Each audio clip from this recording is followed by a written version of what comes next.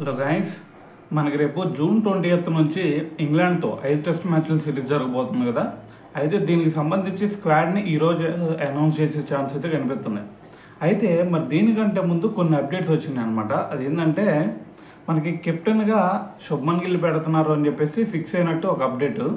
దాని తర్వాత వైస్ కెప్టెన్గా మొన్నటి వరకు రిషబ్ పంత్ని పెట్టబోతున్నారు అని చెప్పేసి అన్నారు కదా.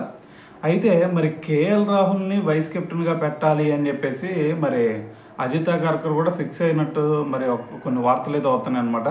సో ఈ రెండు అయితే మనకి కెప్టెన్గా శుభ్మన్ గిల్, వైస్ కెప్టెన్గా మనకి కేఎల్ రాహుల్ ఉండే ఛాన్స్ అయితే కనిపిస్తుంది. సో ఇంకా ఫిక్స్ అవ్వలేదు, అఫీషియల్గా అనౌన్స్ చేసేంతవరకు.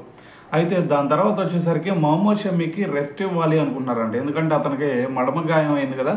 సో మరి దాని నుంచి పూర్తిగా ఫిట్నెస్ లేదు అతనికి. సో అందుకని మరి పూర్తి స్పెల్స్ వేయలేడు కాబట్టి సో అందుకని మొహమ్మద్ షమీని ఈ సిరీస్కి సెలెక్ట్ చేయట్లేదు అని చెప్పేసి ఒక అప్డేట్ వచ్చిందనమాట. సో దాని తర్వాత ఇంకోటి ఏంటంటే కరుణ్ నాయర్ని అలాగే సాయి సుదర్శన్ని, సో వీళ్ళిద్దరికి కూడా ఛాన్స్ ఇవ్వాలి ఈ సిరీస్లో అని చెప్పేసి ఫిక్స్ అయినట్టు. సో వాళ్ళిద్దరిని కూడా ఈ స్క్వాడ్లో మరి అనౌన్స్ చేసేటట్టు అయితే మరి ఒక అప్డేట్ వచ్చింది. సో మరి ఓవరాల్గా ఈ రోజు వచ్చిన అప్డేట్స్ అయితే ఇవి అన్నమాట. అయితే మరి ఈ రోజే మనకి స్క్వాడ్ అనౌన్స్ చేస్తారు కదా.